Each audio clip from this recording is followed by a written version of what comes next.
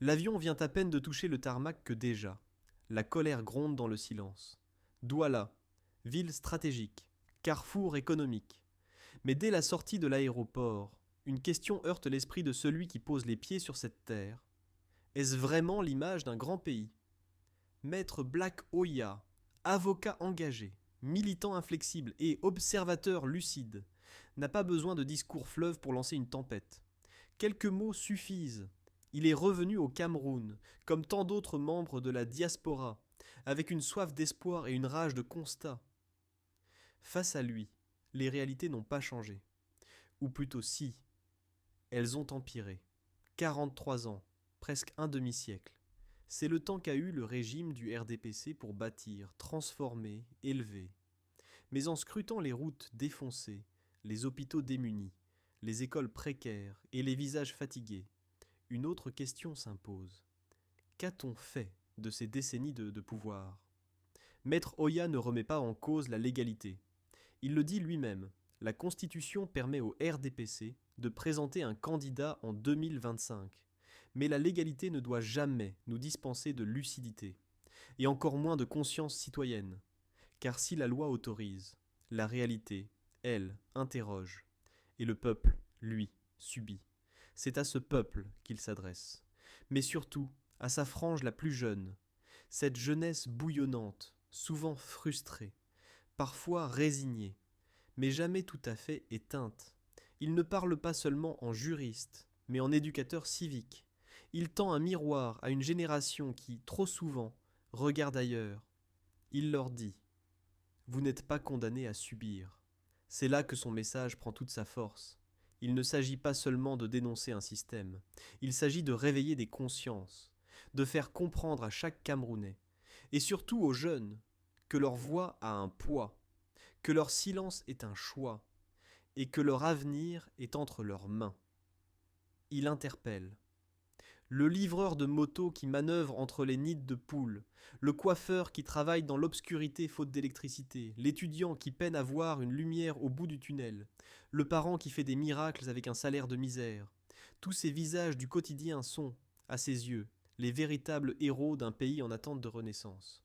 Mais ces héros sont fatigués, et parfois complices, malgré eux. Car à force de courber l'échine, on finit par croire que le sol est plus doux que le ciel. C'est ce fatalisme que Black Oya veut briser. Il appelle à la désobéissance morale contre la médiocrité. Il lance un cri contre cette acceptation passive, presque culturelle, du c'est comme ça, on n'y peut rien. Ce n'est pas un discours contre un homme, mais contre un système qui a normalisé la normale, où le fonctionnaire est redevable de son poste à un parti, où l'étudiant ne rêve plus, où le vote devient un rituel sans foi, ni feu. Et puis, il y a le grand piège, le tribalisme électoral. Cette plaie que l'on maquille de folklore, mais qui saigne à chaque scrutin. Il en parle sans détour. Voter pour quelqu'un simplement parce qu'il est des nôtres est un poison, un acte de trahison envers l'intérêt général. Ce n'est pas l'ethnie qui construit un hôpital. Ce n'est pas le nom de famille qui apporte de l'eau potable. C'est une vision, un projet, une compétence. Black Oya insiste. Avant de voter, il faut analyser, scruter le parcours, lire les programmes, interroger les intentions, ne pas se laisser séduire par des slogans, des concerts ou des billets glissés sous la table. Il faut voter avec la tête et le cœur, pas avec l'émotion ou la peur. Il rappelle une vérité trop souvent oubliée. Un mandat présidentiel dure 7 ans. 7 années de décisions qui touchent Ngasnovi dans chaque détail. Le prix du pain, la qualité des soins, la sécurité de nos enfants, l'avenir de nos écoles. Un vote mal pensé, c'est 7 ans de regrets. Et à ceux qui disent « je ne fais pas de politique », il répond avec une lucidité glaçante. Même ton silence est politique. Car ne rien dire, ne rien faire, c'est aussi choisir. C'est choisir que d'autres décident à ta place. C'est accepter que ton sort soit scellé par des mains invisibles. Le silence, dans un pays qui souffre, est une complicité involontaire, et parfois une condamnation à mort. Il le prouve avec une heure d'histoire douloureuse, celle de cette femme enceinte, perdant son bébé sur une route défoncée, faute de soins et de temps. La violence n'est pas toujours faite de balles ou de matraques, elle peut être administrative, structurelle, invisible, et pourtant, Elle tue, lentement, cruellement, injustement. C'est pour cela qu'il faut parler, revendiquer, écrire, protester, s'indigner, pas seulement pour se plaindre, mais pour exister, pour refuser l'effacement, pour reprendre possession de son destin. Car dans un monde où l'on ne dit rien, même les morts n'ont pas de nom. Et pourtant, il sait que cette lutte n'est pas facile, qu'elle demande du courage, qu'elle coûte parfois des amitiés, des emplois, et même la liberté. Mais il affirme une chose, mieux vaut perdre ces choses-là que de perdre son âme. Il vaut mieux vivre debout que de ramper toute une vie. Alors, il appelle. Il appelle tous ceux qui ont une voix, même faible, même brisée, à s'en servir, à ne pas attendre l'homme providentiel, mais à devenir eux-mêmes des bâtisseurs de providence. Il appelle à l'unité, au-delà des clans, au-delà des régions, au-delà des étiquettes. Car le Cameroun de demain ne se fera pas dans le silence. Il se construira avec des paroles franches, des actes audacieux, des votes éclairés. Il se construira avec une jeunesse qui comprend que la citoyenneté n'est pas une option, mais une mission. Et cette mission commence aujourd'hui, pas demain, pas en 2025, maintenant. Chaque mot de Maître Blakoya est un rappel brutal mais nécessaire. Nous sommes les auteurs de notre propre futur.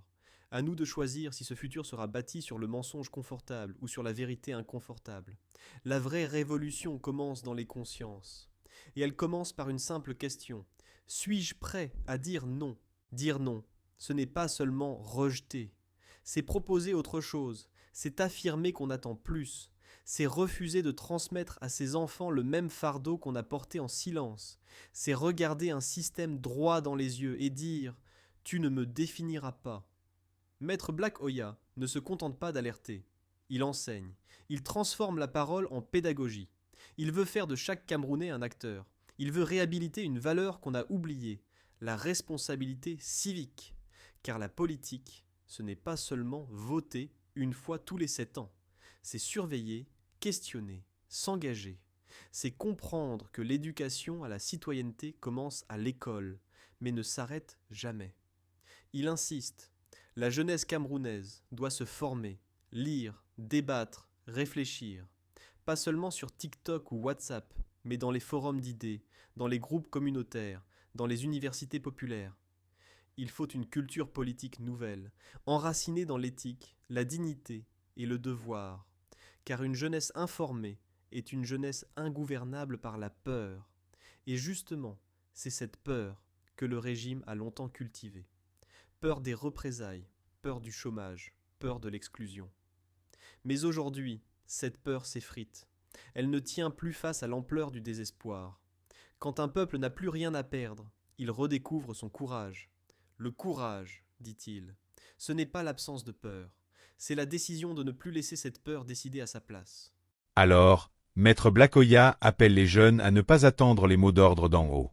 Il les pousse à créer leurs propres mots d'ordre, à prendre la rue avec des idées, à remplir les urnes avec conscience, à investir les espaces publics avec détermination. Il leur demande de transformer les réseaux sociaux en bastions de veille démocratique, pas en vitrine de distraction. Il parle d'un autre Cameroun possible. D'un pays où les routes ne sont pas des pièges mortels, où les hôpitaux ne sont pas des mouroirs, où les universités ne sont pas des fabriques de frustration. Un pays qui n'a pas peur de ses enfants, mais qui les écoute, les respecte, les inspire. Mais ce Cameroun-là ne naîtra pas d'un miracle.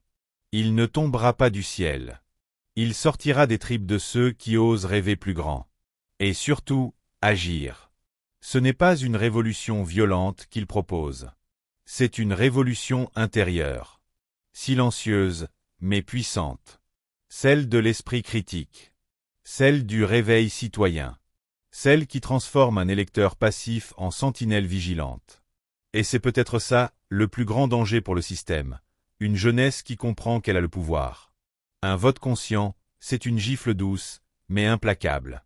Une question posée à un candidat, c'est déjà un acte de résistance. Une réunion de quartier pour débattre de l'avenir, c'est déjà un pas vers l'émancipation. Et ce sont ces petits gestes, multipliés des milliers de fois, qui ébranlent les plus grandes dictatures. Alors, il tend la main. Pas comme un sauveur, mais comme un frère. Il ne promet pas des solutions faciles. Il promet un chemin, long, semé d'embûches, mais digne. Il promet une route vers le respect de soi, la justice, l'avenir. Et à ceux qui doutent encore, qui se disent que tout est perdu, il adresse ces mots simples, mais puissants. Ce n'est pas parce qu'on n'a pas encore gagné qu'on a perdu. Il ne s'agit pas d'être naïf. Il s'agit d'être tenace. Il s'agit de croire que l'histoire appartient à ceux qui ne renoncent pas, que les tyrans tombent quand les peuples se lèvent, et qu'au bout de l'oppression, il y a toujours une aurore. Oui, le Cameroun mérite mieux. Et surtout, il mérite des citoyens debout. Debout, pour voter autrement. Debout, pour exiger des comptes. Debout, pour construire l'État au lieu de le subir. Alors lève-toi, toi qui écoutes. Ce message n'est pas pour un autre. Il est pour toi. Oui, toi. Tu n'es pas spectateur. Tu es acteur. Tu n'es pas victime. Tu es porteur de solutions. Le Cameroun a besoin de ton intelligence, de ton audace, de ton feu. Et ce feu, c'est maintenant qu'il faut l'allumer.